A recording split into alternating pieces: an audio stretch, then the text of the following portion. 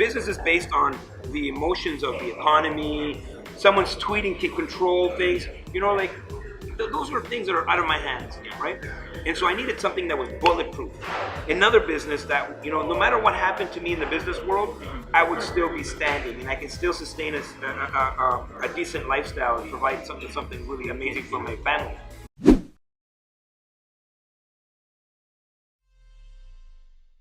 Alfonso is a real estate investor, entrepreneur, and he's an international speaker as well.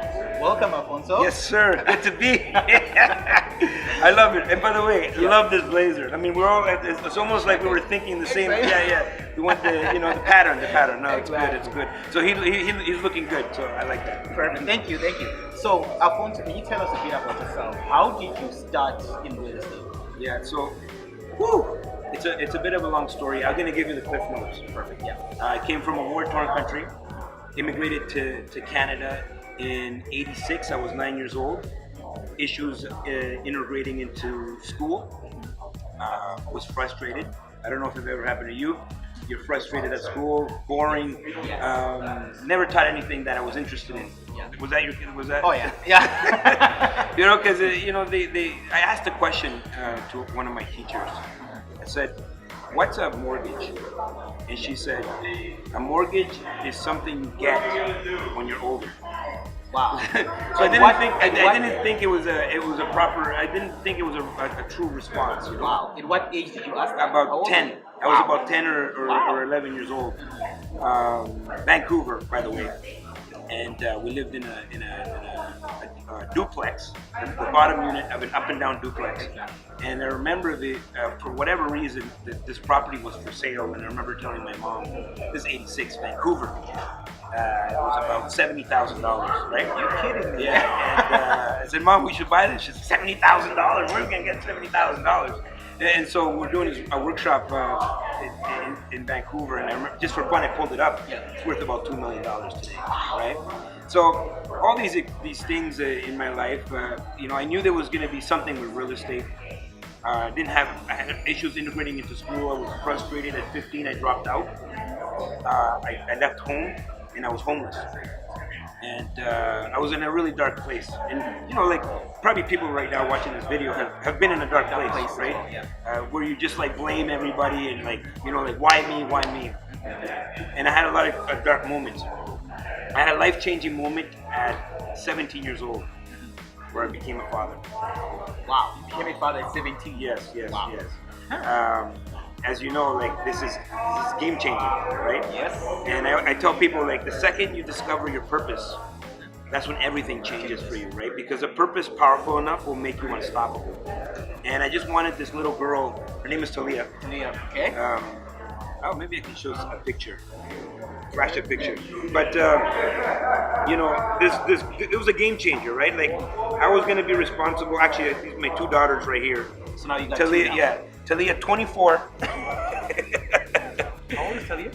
24. Oh, 24. Yeah. Wow. And Alicia, which she'll be 14. 14. Wow. Yeah. And so, I wanted this girl to be proud of me. I wanted her to say, my dad owns the building, not my dad cleans the building or is incarcerated in the building. Because I was going to end up either way. Yeah. And so I started a business. So I went back to school. I got a job, $5 an hour. Trying to, I had a little family, and so it wasn't going to cut it. So I started a business from my locker, legal business. What were you selling? Clothes. Oh wow! Right. And I discovered about profit at 17. Right. Take a pair of jeans that I bought for 20, sell them for 60, making a $40 profit in a 10-minute transaction. Are you kidding me? Versus an hour of my time was worth $5, yes. Right? So at 17, I guess it was out of necessity that I needed to build this business, and I had a vision, to open up shops, a store, right? And of course, just when you have any dream you're gonna have, people are gonna say you're crazy, you have no money, da da da da da da da. So at 19, I opened my first physical location with no money. By the time I was 21, it was a store across the country. And I learned a lot about being an entrepreneur. I fell in love. And what I discovered was that for things to change, first I had to change, right? And it was fueled by a powerful purpose. Yes. But I almost lost everything at 21. Yeah. Because 21 years old. What were you doing at 21? Oh, I don't know. I was buying, I think, vehicles and putting Yeah. them in rims and Yes, all yes, that. yes. I can't believe you said that. Rims. I mean, I paid $20,000 for rims to do this. You know? Profit. Yeah. And so, I was still I had the consumer mindset, right? So, I started reading books and educating myself, and because I almost lost everything. I was almost bankrupt, and when I made that shift, it was like my early 20s. I wanted to, and I discovered that business is very vulnerable. Business is based on the emotions of the economy. Someone's tweeting can control things. Those were things that are out of my hands, right? And so I needed something that was bulletproof. Another business that, no matter what happened to me in the business world, I would still be standing, and I can still sustain a decent lifestyle and provide something really amazing for my family. And so that's why I chose real estate. And, I started with, doing a refi, pulling out the money. Were you doing this in Vancouver? No, this was in Ottawa now. Ottawa now, Yeah. okay. And I almost destroyed my credit. I had no income. And so I searched out for people that were doing it in my area. I found a mentor. There was an investment there, but I had to make that investment in myself. And as a result, I ended up buying 10 properties that first year.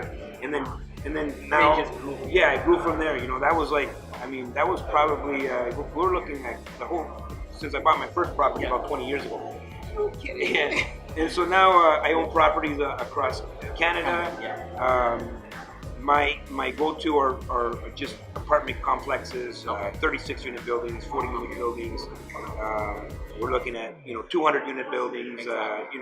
And I discovered that the bigger I expand, the easier it gets, and the more I attract more people that want to participate in what I'm doing. And it's just been really incredible. And then one day people are like, come and teach us, come and show us what you're doing. And so about 14 years ago, I started teaching. And So were you teaching on your own, or? yeah, so at first I would teach people that would come and see me on one-on-one,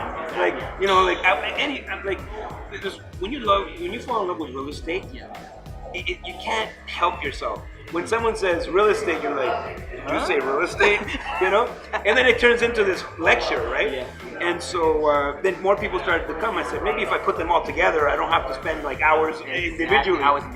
And they loved it, and that's when I started the educational company. And from there, it just expanded, and I'm now with Keyspire, doing their education, their workshops, and it's been amazing.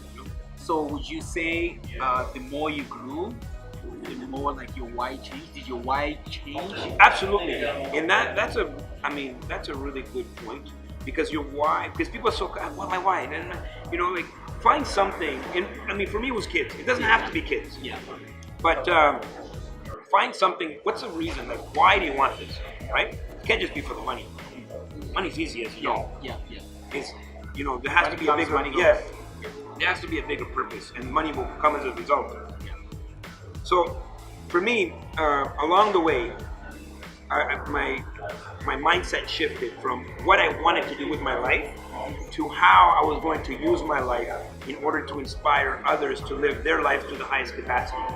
And so my why is to change people's lives, because mine has been completely transformed. And the second someone decides they want to transform, that's when it can happen. They don't see it in front of them, right? And when people have that they make the decision all day long, but do they act on it, right? And then pursue it and see it through? We tend to underestimate what we can do in a year, but we overestimate what we can do in a year, but we underestimate what we can accomplish in 5. In 5 years, you can go through a full transformation of your entire life, right? Yeah. As long as you're taking it one step at a time, and you're just moving forward, right? People want to contract, right? You need to expand. So my why has expanded, right? My why has been more about service. Exactly. Helping other people. Yeah. My daughters are great, and they're grown now, Exactly. and they're still part of. You can have multiple wives, right? Like I want to do it for them. I want to bring them around the world, but also, when my great grandkids Google me, old man Cuadra, Exactly. old man Alfonso Cuadra. I want them not to see the Ferraris or the spinning rims. Yeah. I want them to see all of the people that I helped, Yeah. right? And so my time, because now I'm in full control of my time. Exactly. I like to spend it like this. 'Cause with you're doing this full time. Yes, inspiring people, changing mindsets, and I think I can have a massive impact on this world because I'm an example. My life is an example of what is possible, right? War-torn, homeless high school dropout. Yeah. I have 11 companies that I run, Exactly. and some of them are across the country, right? Yeah. So it's that I want to represent an idea, Exactly. right? Yeah. So, what would you say to a new investor who wants to get into real estate, Yeah. but their biggest obstacle is money? Yeah. Number one, invest in yourself. They can take everything away from you, but they cannot take what's up here, right? Yeah. And so the people want to do things on the cheap. Yeah. Everybody's trying to count their pennies. If you make decisions based on where you are, you'll never get to where you want to go. And so you need to decide right now, where do you want to go? And work backwards, right? And then based on where you want to go, you're going to need some knowledge. You're going to need education. You're going to need to invest in yourself, because once you invest into yourself, now you have the capability to execute, Exactly. right? We just, people, the problem in life is not a lack of opportunities. Yes. You know this. Yes, it's not. Right? Yes. The problem in life is that 80% of the people, I would say even 96% of the people, allow the smallest little things like money Yes. to stop them Yes. from huge opportunities. It's very interesting because most of the time, let's say when we start talking about real estate with people, Yeah. the first thing they say is, I don't have money. Yeah. Yeah. So they're looking at their current circumstances, right? Exactly. And Right. so if you operate from where you are, you will get more of where you are. That's Plain and simple. And so you need to have a clear vision of where you're going, and operate now as if you already are there. Exactly. And then the rest of it will be logical, right? Next question. I don't know if you've ever heard this before. I find like a lot of investors, when we attend a lot of summits and networking stuff like that, I find a lot of investors concentrate too much on the number of properties they have. Yeah. Okay. And I've heard horror stories where people concentrate on the number of properties they have, and then they forget that they still have to service them. It's not about getting all these properties, but these properties have to make sense. Yep. So, have you ever seen something like that? And Absolutely, if you have, absolutely. What's your advice to new investors? So who are getting plain and into simple, real estate? leadership. Yeah. Okay, you want to be successful in anything. You want to be the next, the next Shopify, the next Amazon. You have to be a leader of leaders. So you have to be able to allow people to come into your organization. You need to be able to train them, and you need to allow them to make mistakes and run your organization, right? And learn from their mistakes, right? And so the people that I have, and so I have a portfolio across Canada, and so the people, and on top of that, I have 11 companies, right? How do I do this? Well, I'm a leader of leaders. I'm not looking for employees. Employees check out at 5. Exactly. Yes. If I attract and create leaders within my organization, they will do more because it's for them. They have some ownership, and so I've created situations. For example, I have a property management company, which we have everybody overseeing. I mean, people oversee all the different properties, and at the same time, without that, I couldn't be here with you. Exactly. Right? Leverage. And so what happens is, and it happens to all the investors. Everybody's going to go through this at some point, And it happened to me. Like one day, I was plunging a toilet Yes. for one of my tenants. Yes. And then I look up, and it's the tenant looking down at me. And I was like, wait a minute, hold on a second. There's something wrong with this picture. Like I'm working for this guy, right? And so because we're trying to penny pinch, we think that we need to take on all the roles. You have to wear 6 hats. You don't have to be the cleanup guy. You don't have to be the renovation guy. You know, like if you're an investor, you need to be able to step back and help people execute. Exactly. So if you build leaders within your organizations that can so the business can move on without you, you have a real business. So basically, you gotta create systems. Yes. Right. Yeah. So that first is the people. Yeah. Right. First is the people. Without the people, the systems doesn't work. Yeah. Right. So you need the people to have buy-in, right? Yeah, so buy into the community, the culture of your company, right? Or else you will never. If you are the one doing all the work, you're not a leader. Exactly. You know, like a leader without followers is just someone taking a walk. Exactly. Right? And so leadership is huge, and people think, well, I don't need to, because most of the time people do real estate, like I would say the average investor does it like a sideline. Yes. And then they wonder why they can't get ahead. Side gig. Yeah, it needs to be your full-time gig. Yeah, full-time. And you have to have systems. You have to have employees. You have to have all these things for it to grow as an organization, for you to be able to scale. Yes. Or else you'll be stuck. So how do you then go past the mentality of, how do you go past fear? Yes. Because the first thing you think of, I mean, most people, when we hear about real estate investors, is like, oh, what if the toilet clogs, at midnight? Yeah, right? Yeah. So how do you tell them to get over the fear of getting into real estate and actually buy because properties? Even though there's investors, they haven't fully crossed over, right? And there's a point where you cross over and you just become an investor. It's like the movie The Matrix. Where have you seen the movie The Matrix? I've seen, it's been a while. Yeah, but there's a part of the movie where, I mean, The Matrix is this software that everybody's on, and I kind of attach it to consumerism, yes. Right? And then once you become an investor mindset, yes. you have once you become someone that has an investor mindset, you can go back into the Matrix, and now you can see everything, like everything is just like you can have full control over everything. Exactly. And so, how does someone do that? Yeah. They have to allow themselves to expand.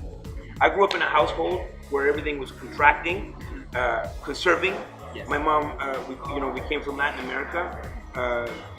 Scarcity mentality. First of all, we're scared like they could kick us out of this country. You can get deported. You have to follow the rules. Like what are you doing? You have to do everything the right way. Dinner on Monday becomes dinner on Tuesday, Wednesday, Thursday. Every day. Yeah, and so like you're holding on to what, right? The only way to turn this into a business is to allow yourself to expand, yes. Grow mentally, physically. Get out of your comfort zone, or else you will get stuck. Yes. Even if you make 2 moves, and now you're like, okay, let me review what I'm doing. But you know what? You need speed. Exactly. Right? So you need speed, yes. And you need to be operating as if it's already like wherever you want to go, whatever it is for you. Everybody's different. Like, you know what I mean? I have different goals. Yes. Everybody else, someone out there is gonna have a different goal. But what is that goal? And then operate like that today. Exactly. Create the systems. You're better off being ready and not have the opportunity than to get the opportunity, lands on your lap, and you're not ready. Right? Yeah. And so if you don't have the proper people in place, it's almost like you're building a house without a foundation. Exactly. Right? That's true. And you can't get far. All right. Cool. So how do you face adversity? How do you take your I know, real estate investing, being an investor myself, it's not always going up and down, right? There's always some downturn sometimes, and that's life. Yeah. How do you expect it? Yeah. Expect that you will have failures. Like, accept that you cannot live a life without failing, right? Like, I mean, even you can learn a lot from your failures. You can mitigate risk, right? By, getting the right education, getting around the right people. But at some point, someone somewhere is going to mess up. Yes. and just accept it as part of the game, right? It's a learning opportunity. Exactly. And so, how do I eliminate fear? I just expect it. I know it's going to be there. That's what. Yeah. You know, like today I got an email about a boiler in an apartment building where it's going to be has to be replaced. 29,000, right? It's not gonna do anything in my day. Like that's a non-event for me, right? It's like, okay, we got to figure out where we're good, like 29,000 to replace it. Yeah, that's it. It's gonna make the property better. I'll be able to pull out more money, I mean, there's opportunity in failure if you're ready for it, right? And so don't be scared of it, because if you without risk, you can't grow. Yeah. So, and if you're not growing, yes, you can't be fulfilled. That's you true. will never be fulfilled. Even if you bought like three triplexes and that was it for the rest of your life, you would not feel fulfilled. You'd feel fulfilled at the beginning because it's like, oh, it's new, it's risky. But if you stayed there for your entire life, you would not be fulfilled. You need to grow and expand. And so without growing, you can't be fulfilled. And if you can't be fulfilled, if you don't have life fulfillment, you can't be happy. And if you can't be happy, why are we here? That's true. So, what would be your advice to new investors on how to grow mentally, physically, and just being a person? Yeah. So huge. Invest in yourself. Yeah. Right. It goes back to what we talked about earlier on. It's like the more you invest in yourself, the more you're going to be in a position of confidence to be able to execute. Exactly. Right. So that's number one. Invest in yourself. Number two, invest in your business. Right. Because you can be investing in yourself and not execute. Because that's also an illusion. Like I met a guy. Oh, I read 700 books. I think I'm ready. No, like if you read 700 books and you haven't done anything, you're using that as a crutch, right? Because it's like now it's like the getting ready. You know them. I'm just getting ready, right? I got to set up my home office. Right? The phone was on the right hand side. It should be on the left. You know what I mean? But I can't get started until So all that is it's a bunch of BS. You know what I mean? Like. Feed yourself, execute. Go back and feed yourself some more, execute. Feed yourself some more, execute. Right? And that's what I would do. Right? If I was starting, if you're brand new into this, and you only have a limited amount of funds, the best thing you can do is invest in yourself. Number one. Number two, now go out and invest in your business. Right? Based on the knowledge that you have. Right? Knowledge without execution, it's worthless. It's worthless. Yeah. So go get the knowledge, then execute, and then repeat. So what would be your advice to a young person who's trying to get into real estate but he's got limited funds? Yeah. So like we talked about it before. Invest in yourself, and then go execute. What particular deal? If I could go back 20 years, I was thinking too small. So this is what happens. We only operate within what we think we're capable of. So we start with the 1Z, the 2Z, the 3Z, and then you figure out, no, you know what? Like 3 roofs, or I can have 3 units under 1 roof. That makes more sense, right? And then you get into the 3s and the 4s and the 5s, and then you go back and you're like, man, I should be doing 7, 8, 9, 10, right? And then you get into that, and you're like, you know what, this is easier than the 4s and the 3s and and then like I should be doing 20. So whatever level of comfort that you're at, level 1 up, right? And so I always say, at least start with a 3, right? 3 units. I mean, it's a good place to start. If I had to go back from the beginning, I would start with the commercial. I would go all the way. Easier to finance, easier to manage. More cash flow, right? And it makes more sense. Your cost per unit reduces. Exactly. But some people watching this might not be there, and so they want to, if they want to take a 1 and turn it into a 2, pull out some money. But at some point, you should look into level up, right? You might do that a few times, right? Like you take a 1, turn it into a 2, take out your money, go to the next one, That's how I started, right? But if I could go back, I would have leveled up earlier. Earlier. Yeah. Okay. Yeah. Perfect. The last question, and I think a lot of people deal with this every single day on social media or in real life, in workplace and stuff like that. How do you deal with haters? With people that are just there to troll on you? Love them. Love my haters. Love my haters. My haters. By the way, you have more haters than you think, right? But there's gonna come a time where some of these haters start asking for your advice. True.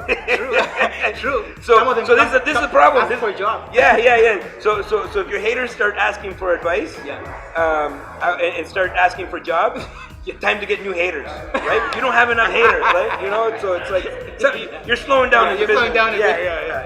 Yeah. Anybody that's doing anything that it's outside of the box, people can't understand, right? And it's the hating comes from ignorance. When you don't understand something, or you don't understand a situation, or why someone would do something, you're gonna, because you don't understand it, you tend to knock it down, right? So that's natural, right? I categorize the population in two categories. I put them in two categories. Either your consumer mindset. You have a consumer mindset, which is 96% of the population, or you have an investor mindset, which is only 4%, right? And 4% owns 96% of the wealth, which is true. And they say, like, if you were to take all the wealth in the world, amongst and you were to spread it amongst the 7 billion plus people in the world, it wouldn't be long until the same money it goes back into the pockets of the 4%, right? And so because they're in a trance, it's hard for them to see. And so I have people that trolled me and this and that, and then after I've welcomed them, and they've become my students, right? And so I understand where they're coming from, right? Because it's like people resist what they don't understand or know. And so love my haters. All right. You can hate. You can hate us. We need you, and when you're ready, we'll help you. We'll help you. Yes. No, thank you very much, Alfonso. Yes, sir. Yeah, yes, sir. I really appreciate having you here, and it was nice. It was nice, right? Yeah, this is your time, and we know that you like giving back, and this information hopefully is gonna help, even if it helps one person. That's it, right? That's it. That's all you need. That's all we need to help people to better their lives and build wealth through real estate. All right. Sí, señor. All right. See ya.